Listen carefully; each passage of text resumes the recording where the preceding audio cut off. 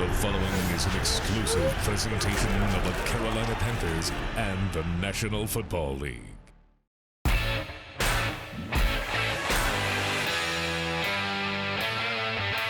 On this special episode of the Panthers Huddle, offensive coordinator Brad Idzik joins me in studio. Plus, a new and improved bank. Learn more about the proposed renovations to Bank of America Stadium with team president Kristi Coleman. And the Panthers get to take a high-speed trip to visit with some of NASCAR's legends.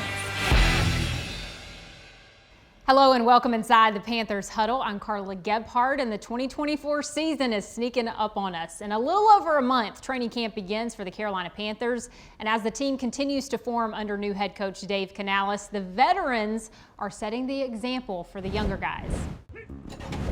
Coach Canales sees it and correlates the effort to success. Makes it easier because a lot of the young guys who haven't been in this mode before, they just get to follow their lead. And like I've said before too, it's the work ethic of guys like Derek Brown. You know, our best players happen to be our hardest workers.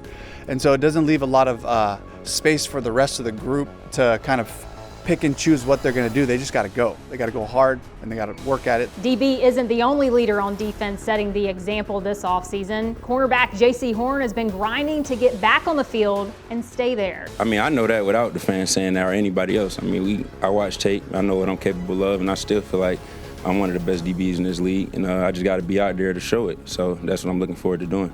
Another vet coming back from injury has been one of the hardest working players in the blue and black for the better part of the last decade. And he sees the positive attitudes from the coaches reflected onto the team. Honestly, man, this team came together pretty fast. There's a lot of good energy in the building. I mean, you walk in, people talking to you, speaking to you. I'm not saying like it never was like that, but it's just you could just feel just the energy and the presence of everybody, you know. Second-year defensive coordinator Ejiro Avero bringing some familiar faces over with him to Carolina as well, including former Bronco Josie Jewell. Jewell is glad to be back with his former coach. Yeah, I loved it, man. Coming back to this type of defense with Coach E and Pete. Familiarity with some of the coaching staff is amazing for me, and picking up the old lingo that we used to have in Denver. For me, you know, the familiarity is big, and it just helps me be able to feel comfortable. And, you know, take big steps forward. On offense, it's all about soaking in the new systems from Coach Canales and coordinator Brad Idzik. Reports out of OTAs say quarterback Bryce Young is adapting well, and he certainly feels optimistic about it. Teaching, they do a great job of not just telling you, hey, do this. It's do this because of this. This is the reason why we do it. And, you know, you get more, for me at least, it's easy for me to buy in knowing the why and knowing the details behind it. Just their philosophy and clarity in how they coach. It has all of us in the locker room really excited to learn. Running the ball is going to be a priority, according to Coach Canales, led by running backs coach Bernie Parmalee. He sees teamwork in a running back room brimming with talent. It's just about them taking care of their own business. That's what it's all about. We know going in that everyone is competing. It's a hungry group, got a really good group. They're going to have fun doing it. There's no egos in our room.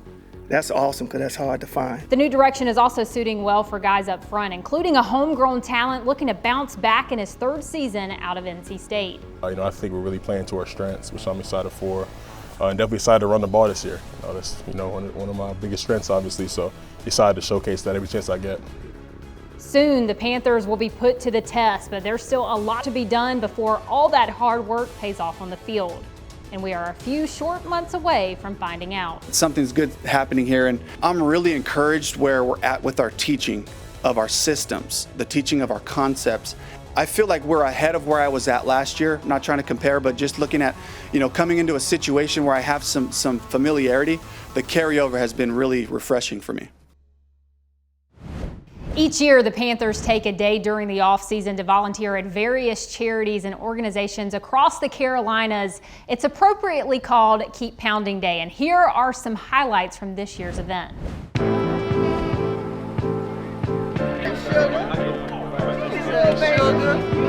It's just great being able to, to touch the Carolinas and be able to connect and give back to the community and just to be able to be in the community. And then it's really cool just for us to be able to have conversations with them. This was my first opportunity. It's definitely something that I was really excited about, something I jumped towards. So, this is a really fun day for me.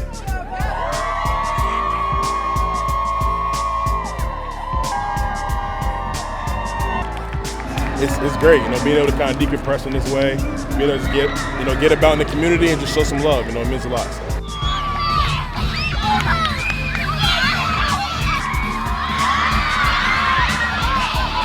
What's up, guys? We're here at Repton. Had a great day with the kids, signed some books, danced with them, had a dance contest, all type of stuff, and I'm excited to be here. I'm excited for them to have us, and it was a good time. Teachers are amazing heroes. Is your teacher with you today? Yeah. They are? Are they?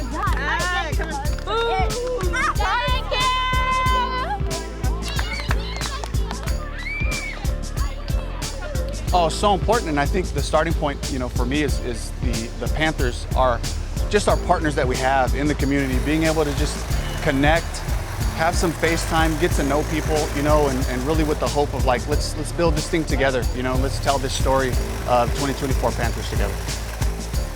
I'm happy to do it. I know the other guys are as well, and talking to some of the guys who live here right now, they say that this makes a big impact on just the look, the feel of the whole area. So it does my heart good to know that I'm doing just something small to help the community just a little bit. Keep pounding. That's what it's all about. And so I think this is the essence of it, and regardless of circumstance, whether you're kind of in a spot where you're struggling a little bit, or whether you're in a place where like we're sitting pretty nice in our situation, we just keep going back to work, we keep pounding. And so I think it's cool for all of us to feel what that really means, even outside of our stadium and our building.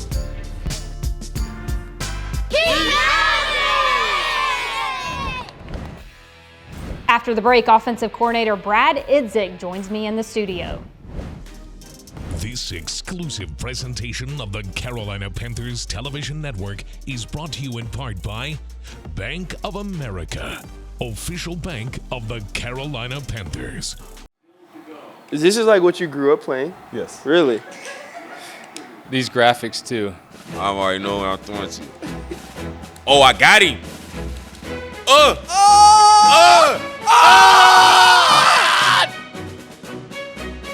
Let's go! I did it. Yeah, keep looking at that controller like it's gonna help you. I'm about to score right here. All right, bet. About to score right here. Nope, interception. Let's go, dude. Let's go.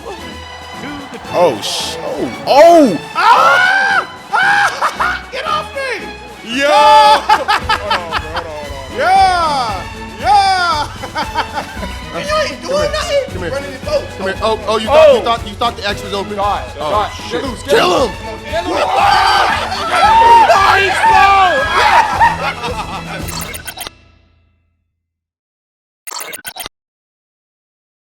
Welcome back to the Panthers Huddle. We have offensive coordinator Brad Idzik joining us right now. And Brad, there's so much that we could talk to you about as far as the 2024 season is concerned, but you've been out on the field with the players. So what are you seeing from the team right now?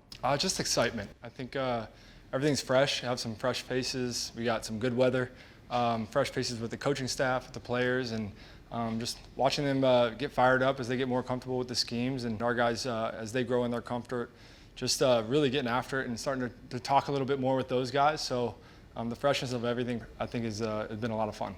It's a lot of off-season left, but when you're thinking about the fall and the 2024 season, what are you most excited about? Really just watching the guys compete. Like today at the end, just watching the offense and defense kind of draw back and forth, and we're in a tight red zone period, and just hoping the guys execute and stick to the plan that we've had all offseason of just taking one step at a time. When they get fired up for each other of just executing a play that we've talked about, and that just fires me up, fires the coaches up, and you can see the genuine excitement after practice when we bring it up as a team, and they're fired up. You see it in their eyes. We know everybody's excited to see Bryce Young under this new offense, but I just want to know, how has your relationship with him grown since you became the offensive coordinator? Yeah, it's been great. We had the quarterbacks over outside of the building, I think, is where you can make a lot of headway that way. We had them over for dinner at the house. Just getting to know some of the families, getting them out of the bubble, getting Bryce out of this building in particular, going to his camp, just getting to invest in the person, right? So whether it's Bryce or any of the other guys, that's kind of what me and Dave have always believed in. That's what Dave's taught me from My younger years as a coach, he said, people not projects. That was something that's always stuck with me. He said, hey, people not projects. There's always going to be time for you to do your individual work. But when people are in the building, like, that's what's more important.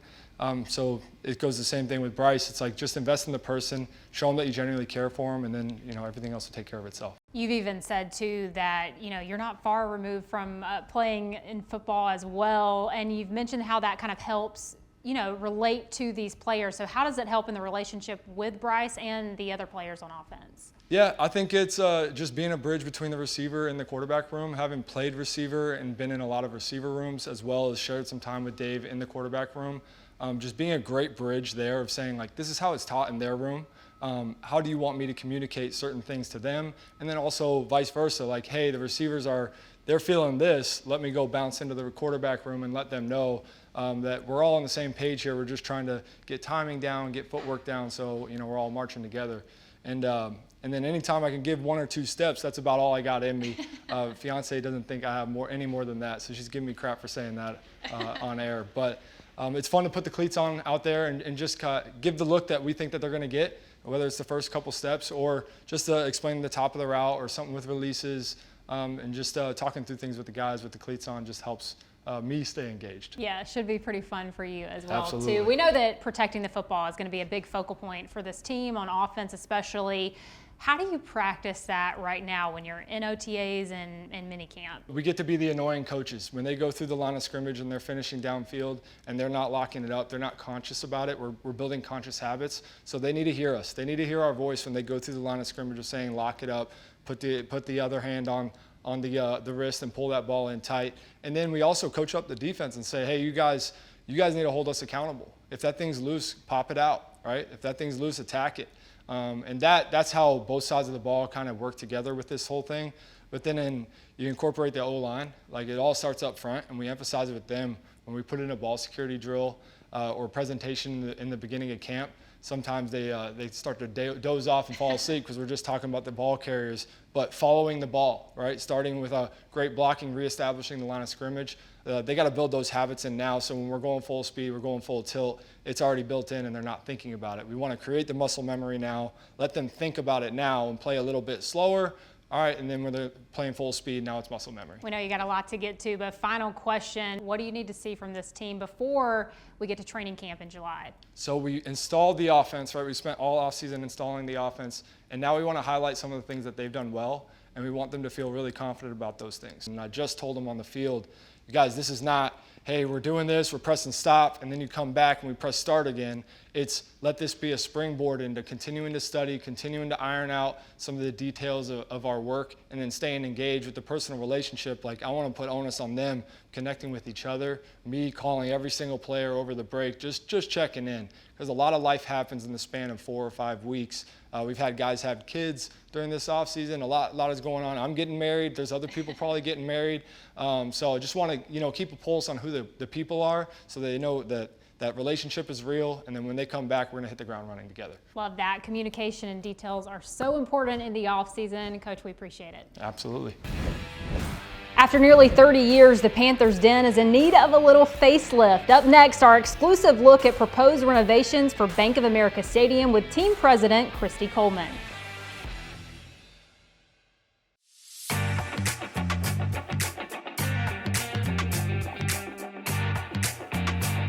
We're at the Pro Football Hall of Fame with Julius Peppers. This is a big weekend. You just saw a giant version of yourself outside on the building.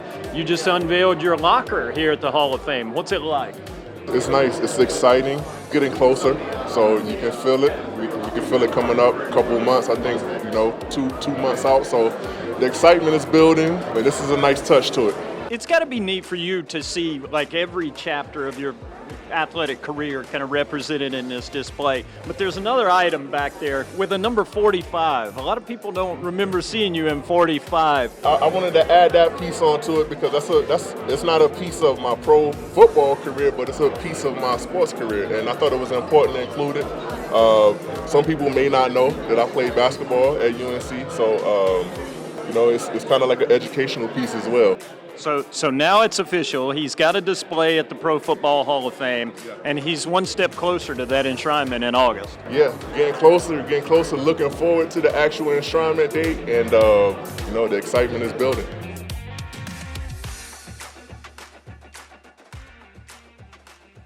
Bank of America Stadium has been the home for the Carolina Panthers for the last 3 decades. And while its charm is timeless, it's now one of the oldest stadiums in the NFL. Last week, the Panthers announced proposed renovations to the venue. I sat down with team president Kristi Coleman to learn more.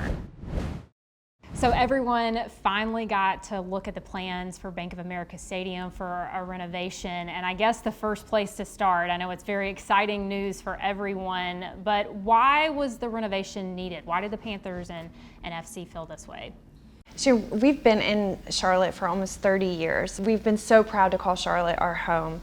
But our stadium is one of the oldest stadiums in the NFL and MLS. In 2018, we went from having 13 events to now we have over 40 events in our stadium.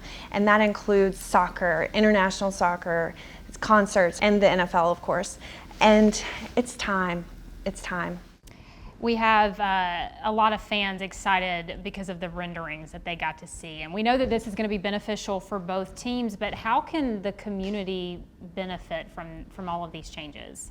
That's a good question. So since Dave and Nicole bought the team in 2018, they've opened the doors to the stadium. We've been a vaccination site. We've been a voting site.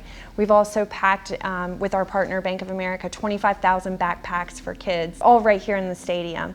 And going forward, we see this as an economic engine, an economic vessel for the community. The last few years, it's been $1.1 billion in economic impact. The hospitality industry has really benefited, I think, from having the concerts, the soccer, the NFL.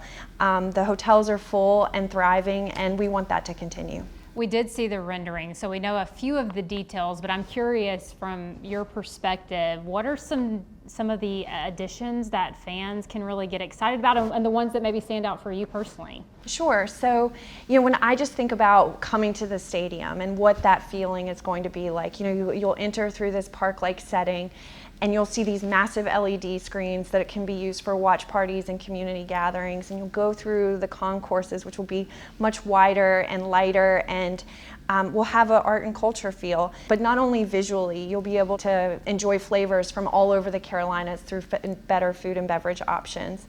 And then you'll go to your seat, brand new seats, with big LED boards, LED ribbons, and state-of-the-art sound system and technology. And I think people are just really going to enjoy their experience in bowl. And then when you look up the corner cutout, I guess you asked my favorite piece would be the corner cutout, because it allows fans to have a different way to enjoy their experience. People want something different. It kind of allows something for everyone. There'll be standing room only, social patio, but then you also will have a beautiful view of the Charlotte skyline. It's a huge undertaking and a lot of work that will go into this. So looking at it, what's the timeline look like for this project?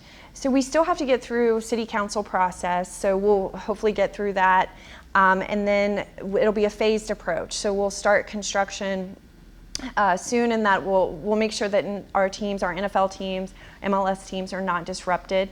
But we hope to be completed by 2029. 2029, all phases completed by then. We sure hope so. Yeah, a lot of excitement for fans. Kristi, we appreciate the additional information on this project. Yeah, thank you. Coming up, the Panthers throttle down the backstretch of the offseason by riding along with some of NASCAR's legends.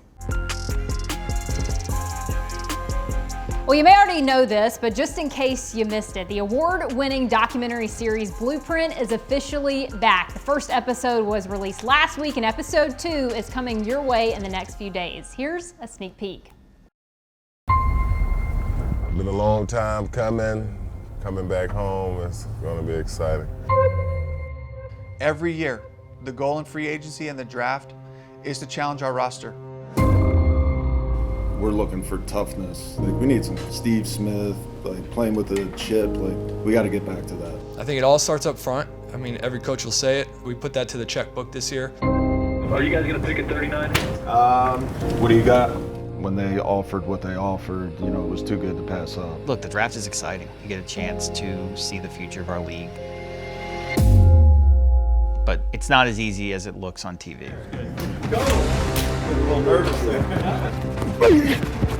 I like my tape. I think I put my tape against anybody. I'm going to make you laugh, but I'll hit you in your mouth also. My whole mindset. Good short, Shaq, good short. That was clinic. I love that dude right there. This guy would be interesting. Yes, sir. You ready to become a Panther or what, man? You damn right I am.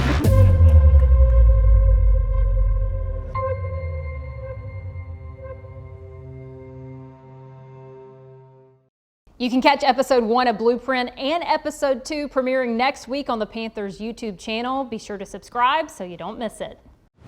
Speed and power are crucial elements in the NFL, just as they are in NASCAR. The Carolina Panthers recently made a team-building trip to learn from some of Charlotte's fastest legends.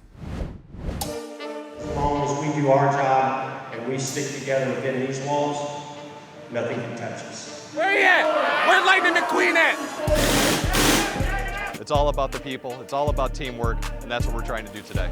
I think there's a lot of similarities. The size of the guys, maybe we're not quite as big as some of your biggest guys, but we've got very strong athletes. They have to be very agile. They got to be able to move laterally very quickly, get low to the ground, be able to be explosive coming out of the hole, very much like an NFL football player.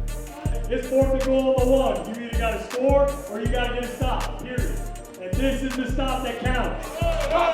Talk to me. 13.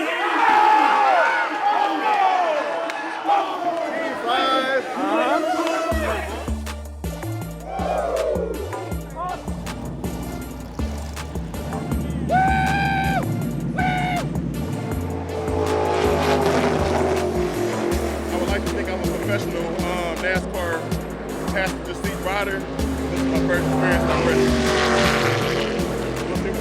That thing's awesome. Man, I never went that fast in my life. That was crazy. That was crazy. Once in a lifetime. Thank you guys.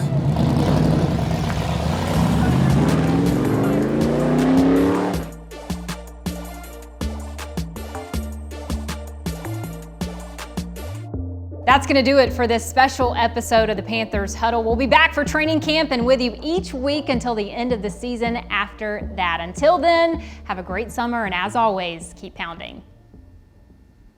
You've been watching the Panthers Huddle, a copyrighted presentation of the Carolina Panthers and the NFL.